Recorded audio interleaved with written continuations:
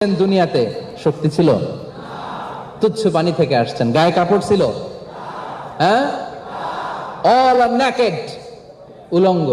আবার যখন চলে যাব কি কি নিয়ে যাবেন? কাফনের পকেটে করে নিবেন কি কি বলেন?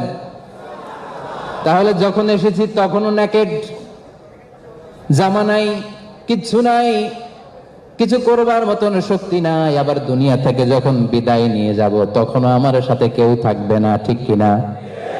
এমনকি আমার কাঁধের যে দুইজন ফেরেশতা তারাও পালিয়ে যাবে, ঠিক কিনা?